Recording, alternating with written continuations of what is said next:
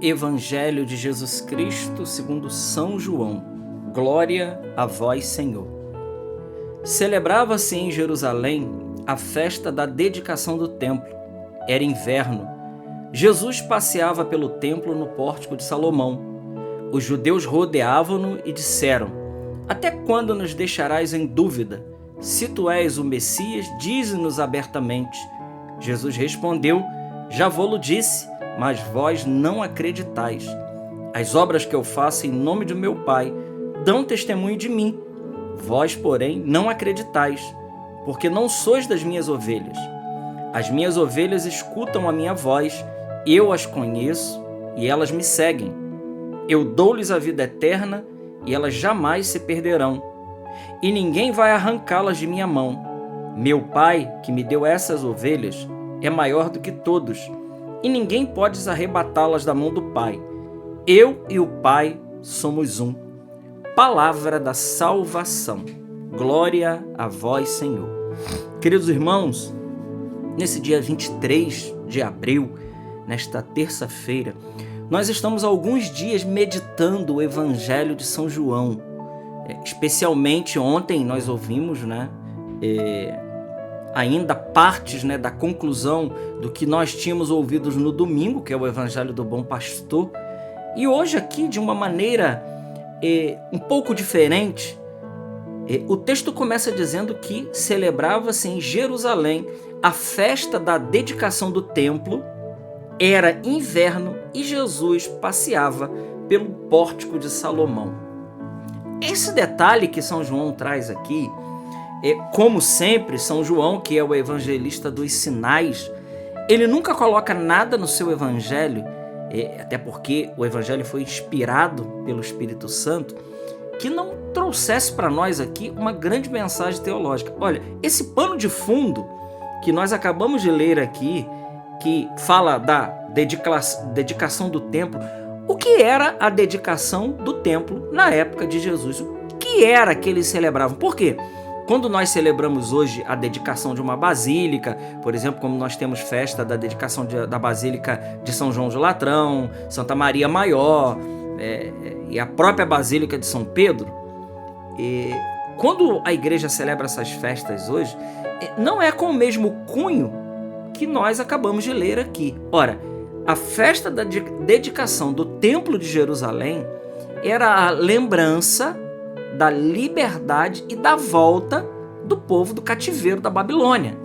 Nós vamos lembrar aqui que quando o povo passa quase um século cativo em Babilônia, sobre o império de Nabucodonosor e depois os seus filhos, e que somente com Ciro, aquele que Deus escolhe para poder libertar o povo, a gente precisa lembrar aqui o que aconteceu no exílio. O pano de fundo aqui, quando fala da dedicação do templo, Pórtico de Salomão, que foi o primeiro que dedicou o templo, de fato mesmo, Esdras e Neemias fizeram a reconstrução, a repatriação do povo.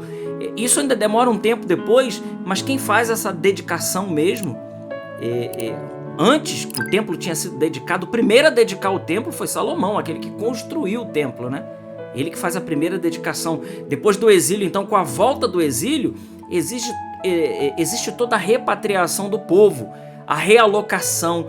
Mas nós precisamos entender aqui o que foi o exílio, o que significou o exílio, para nós entendermos esse pano de fundo que o Evangelho nos coloca hoje aqui. Jesus passeando no pórtico de Salomão. Isso aqui é muito importante para a gente entender. Veja, o período de exílio, queridos irmãos, foi um período qual o povo ele ficou privado do templo, que foi destruído, ele ficou privado da sua pátria, dos seus costumes, do culto de modo geral. Tanto é que nós temos o profeta do exílio, por exemplo, como o profeta Ezequiel, que é o profeta da esperança, Jeremias, que também foi para o exílio. É importante a gente entender isso, porque foi um tempo de angústia, um tempo onde no coração do povo não tinha-se mais a certeza se o povo voltaria de novo para a terra prometida, se o povo voltaria de novo a Jerusalém. Havia muita incerteza no coração do povo. Foi uma época de muita instabilidade.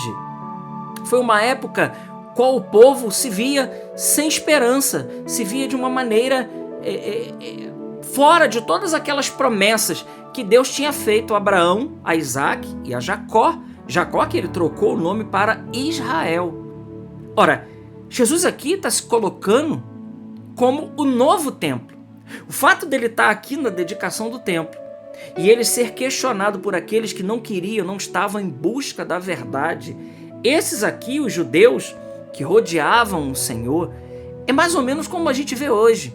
Quantas pessoas hoje rodeiam o nosso Senhor, rodeiam a igreja de nosso Senhor, mas não em busca da verdade, não em busca de se encontrar com Deus, mas muito pelo contrário, com o coração endurecido, embrutecido, muitas das vezes ali para poder descobrir algum erro dos filhos da igreja, para que possa então tornar isso a público e desmerecer. Na realidade, essa é uma guerra que continua a Jesus Cristo. Jesus ele continua sendo vilipendiado, ele continua sendo maltratado, ele continua sendo tratado como qualquer um. Essa é a realidade. Jesus aqui ele se coloca então como o novo templo. Ele se coloca então como essa grande possibilidade de não mais. E isso aqui é extremamente importante, irmãos. A mensagem que São João está colocando para nós hoje aqui, nesse evangelho, é exatamente isso. Num tempo de sem esperança, quando a gente olha, por exemplo, para o mundo de hoje, e a gente vê tanta maldade, tanta malvadeza, tanto coração endurecido, é violência, é guerra, é tantas coisas.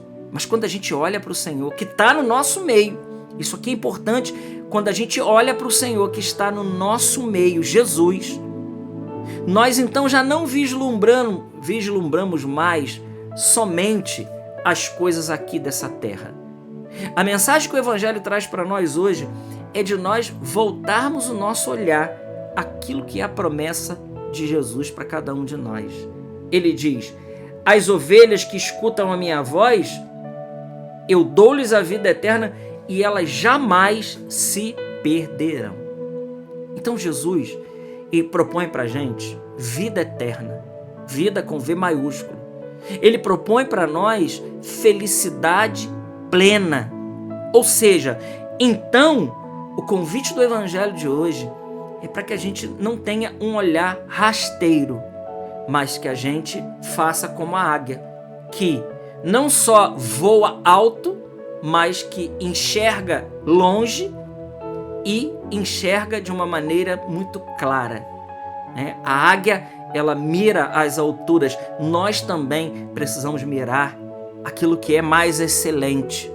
Ora, irmãos, muito mais importante, muito melhor para a nossa vida do que conforto, saúde até e todas as outras realidades que esse mundo pode nos dar, sem dúvida alguma, é a vida eterna. É a vida que Jesus Cristo conquistou para cada um de nós no madeiro da cruz. E ele se coloca como Messias, e ele não se coloca só como isso, ele se coloca como Deus, porque ele termina o evangelho de hoje dizendo: eu e o Pai somos um. Eu e o Pai somos um. Ele está dizendo: eu sou aquele que tem poder sobre todas as coisas. E o que eu estou prometendo para vocês não é coisas rasas e rasteiras. Não. O que eu prometo para vocês é vida e vida em plenitude. Essa é a beleza daquilo que Jesus hoje se coloca. E ele diz: olha, aquelas que são as minhas ovelhas, eles ouvem a minha voz. E não só ouve, esse ouvir aqui é um pouco lembrando o Shemar Israel, que está lá no Deuteronômio capítulo 6, né? Esse ouve quer dizer, é aquele que ouve como que entendendo o que o Senhor está falando, como sabendo do que o Senhor está falando. E isso só é possível aqueles que são ovelhas de Jesus, aqueles que vivem a vida no Espírito.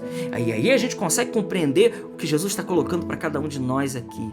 Então, meus queridos, peçamos ao Senhor hoje essa grande graça de sabermos que o Senhor tem um lugar reservado para cada um de nós.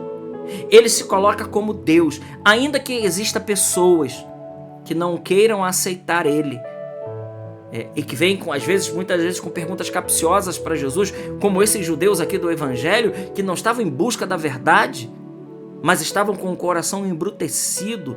Peçamos ao Senhor hoje que nos dê um coração de discípulo. O coração de discípulo, ele também é um coração de ovelha. E é um coração que ouve o Mestre, e que não só ouve o Mestre, mas faz aquilo que o Mestre manda.